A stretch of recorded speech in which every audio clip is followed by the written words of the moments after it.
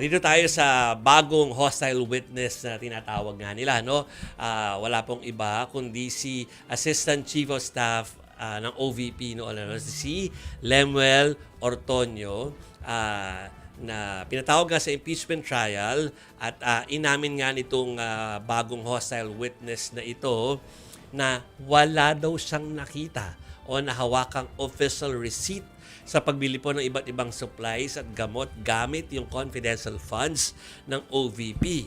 Ang paliwanag po ni Ortonio, binigay mismo ang pera sa mga informant, diretso pala, no? At sila daw ang bahalang bumili ng mga supplies tulad po ng gamot. Kinumpirma rin ni Ortonio na kasama siya doon sa pag-i-encash nga po ng mga tseke para sa confidential funds ng OVP noong 2022 hanggang 2023. Matandaan po naglabas ng memorandum ang Commission on Audit labas sa tanggapan ni VP Sara nang makitaan ng butas dahil sa paggamit ng confidential funds na hindi naman kasama po doon sa listahan na pwede mong paggamitan ng pondo. Ang ilan po dyan ay ang upuan, oo nga nasabi to kanina, mga upuan, mesa, computer, medical and food aid. At nasita rin po sila ng COA dahil puro acknowledgement receipts or AR yung pong isinumite ng OVP sa COA at walang OR or official receipts. Samantala, kinumpirma po ni Senate Medical at Dental Bureau na consistent po yung kondisyon at sa stroke diagnosis kay dating DepEd Special Disbursing Officer Edward Fajarda. Magkakaroon po muna ng 2-week respite nung si Fajarda mula August 20 hanggang September 2. Kakailanganin muna niya ng medical clearance bago humarap bilang testigo sa impeachment court. Nireserve naman ng prosekusyon ang September 7 para ipresenta nga po itong si Fajarda. At kaugnay po niyan, at sinabi na po namin kanina, handa nga pong humarap at tumestigo si dating head ng Vice Presidential Security and Protection Group, Colonel Raymond Dante La Chica. Nimisan daw, sabi niya, hindi raw sa tumanggi na tumestigo, basta raw naaayon sa batas yung imbitasyon. Wala pang final decision yung prosec team kung ipipresenta po nila itong si La Chica o hayaan na lang na ipresenta siya kapag oras na nga ng depensa tulad po ng nasabi ni Maset kanina. Kung ipipresenta din ng depensa for sure. Tignan ako. Kasi baka sila pwede rin, magbago. baka isip nila, parang lalagay nila sa bunganga ng leon pagka nilagay nila doon no? So tingnan natin. Tansyahan. Oo, kasi kung naalala nyo, meron din mga witness dati na nakalista. Meron, diba? Pero Hindi lahat ipapatawag. Exactly. Yeah. Posible rin. Okay, so tawagin na natin yung nakasaksi ng buong proceeding kanina. Wala pong iba kundi si Mojo Merrimon Reyes. Hi, Mary Mo. Okay, unahin ko na at kung meron ka lang info kasi yun yung parang breaking news ngayong hapon tungkol kay Colonel La Chica. Kung meron ng reaksyon yung dalawang kampo after ng trial kanina, baka nag-press call at nasabi kung anong opinion nila dito. Jovi, Chiki Base, ang sinasabi kasi buong araw hanggang kanina sa pangungulit natin dito kay Attorney May D. Vinagracia ng prosecution, si Attorney D. Vinagracia, hindi para siya makapagbigay ng komento talaga kung magkakaroon sila ng pagbabago sa isip, kung ipapatawag na ba talaga o hindi pa talaga itong si Colonel Raymond La Chica. Pero ang nasabi naman kanina ni Lead Prosecutor Jinky Luistro, baka hindi raw muna nila kailanganin o naipatawag kung i-present itong sila Chica.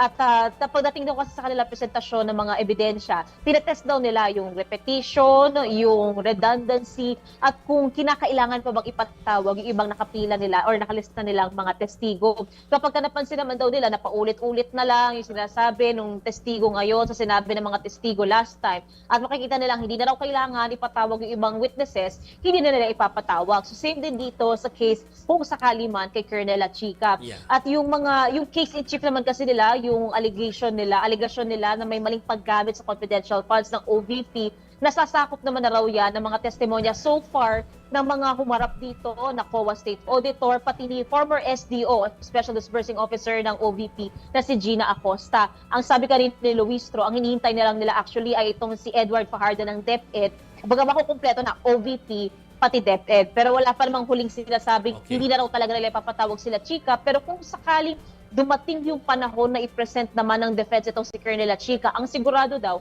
magko-cross-exam ang Sila. prosecution. Okay, so siguro isa sa konsiderasyon nila oras din dahil nga postpone na.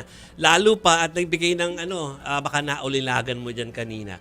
Ang sabi daw ni Senator Jesus Escudero, gusto niya by December 2026. Which is like ilang months from now. Oo. Tapos na dapat yung, Pwede po yung yun. impeachment. Mary Mo, tama ba yung kanyang timetable? Tama, Jovi. In broad strokes, kumbaga napahapyawan kanina ng impeachment court na kung sakali bago nga magpasko. Pero kung susundin kasi natin itong timeline talaga na 92 trial days, pwedeng abutin ng February o kaya unang linggo ng March talaga yung impeachment. Kaya ang nasabi kanina ni Presiding Officer Escudero, once o oras daw na makuha niya yung schedule o yung kalendaryo naman para sa budget season dito sa Senado mula kay Finance Committee Chairman Senator JB Ejercito, doon daw nila ifa-finalize yung magiging schedule ng impeachment trial. Kasama na rin dyan ang nasabi kanina ng impeachment court spokesperson Attorney Reggie Tonggol, yung kung magkakaroon ng pagbabago sa oras ng pagsisimula nito o kung equivalent ba nito ay dadagdagan ng oras o dadagdagan ng araw para sa impeachment trial. Yes, i-note natin kasi na madadagdagan, dagdag trabaho nila yung impeachment Pero talagang ang role nila na super talagang yun ay dapat pinatutunan ng pansin ay yung passing of the budget na dapat before magpasko ay pasado. Pasado na. Oo, may deadline yun. Yung pinaka-deadline. Okay. Kaya ang concern nga, di ba, ni na Senate President, yung burnout ng mga senador. Kasi super At saka dagdag yung ng mga dagdag staff. ng trabaho Yeah. Oo.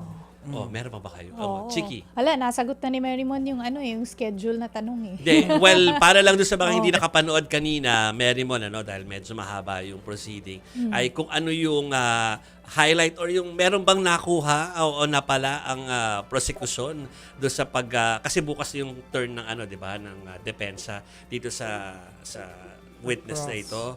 Dahil magkocross sila. Pero ngayon ba meron masasabing napala ang prosec doon sa witness? Jovi, meron. Sabi kanina ni Atty. Divina Gracia, yung nais nilang ma-elicit o makuha dito kay Ortonio, so far nakuha naman nila. At sa testimonya kasi kanina sa direct exam na ito, hostile witness na rin si Ortonio, kaya maaari magtanong ng leading questions ang prosecution pero hindi misleading. Dito, sinabi kasi ni Ortonio na ang nagdikta nung amount o yung halaga ng confidential funds ay si VP Sara Duterte mismo. At paano napasok sa usapan na naman ito si Colonel Chica? Sinasabi kasi na si Colonel Chica, batay sa naging testimonya ni na Acosta, ang may alam, yung may inputs doon sa physical and financial plan para malaman kung ano raw paggastusan ng confidential funds. Pero kanina lumabas na sa isang kasulatan nga ng OVP, nagsimula lang na maging security officer itong si La Chica noong September 2022 pero nag-request sila nitong confidential funds noong August 2022. At nung pagpasok kasi nung 2022 nitong ni Ortonio sa OVP, walang confidential funds. Ibig sabihin yung predecessor, yung si former VP Leni Robredo, during those times walang confidential fund kaya sila nag-request ng CONFI funds. Kinonfirm din ni Ortonio na sinamahan niya nga si Acosta doon sa pag-encash ng confidential funds.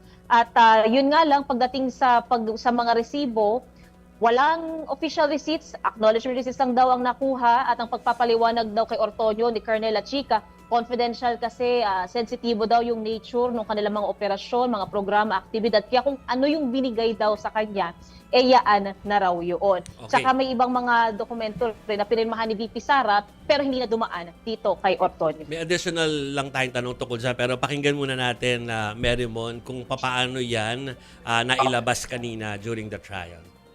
Inotorisa niya base sa mga pirma niya sa iba't ibang dokumento at pangatlo ay nasa ilalim ng kanyang supervision bilang head of agency. Yes, the vice president knows about the confidential activities and how it is being implemented. Lahat alam niya at inauthorize niya. Yes, Your Honor.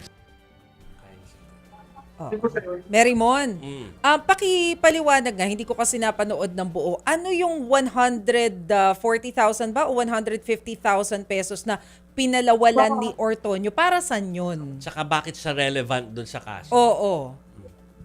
Jovi Chiki Mase, si Acosta kasi, nung tinanong siya kahapon, nung isang araw ni Presiding Officer Jesus Escudero, last time pala, na lumabas kasi doon sa pag-audit sa kanila, may butal na 150,000 pesos kumpara sa 125 million pesos talaga dapat na CF nila or confidential funds. Ang sabi dito ni Acosta, nag-request pa raw ng additional 150,000 pesos si Colonel Lachica for security purposes. Ang pinagtanungan nito ni Acosta, etong si Ortonio. At ang kinonfirm naman kanina ni Ortonio, oo, mayroong ganun. At siya mismo sa personal niyang bulsa nang galing itong 150,000 pesos na hanggang sa ngayon, hindi pa raw nare-reimburse. Dito nagkaroon ng saysay kung bakit binibring up ng prosecution yung salary grade 29 ni Ortonio na nasa 180 to 190,000 pesos gross kada buwan. So, kung sakali man kung tatanggalin daw doon, nasa 40,000 yung may iwan mo na for the meantime. Pero hindi pa nga reimburse hanggang sa ngayon itong 150K. Ayun. malinaw. Kinaya niya, no? Kaya magpalawan. natanong yung salary grade. Oo. Correct.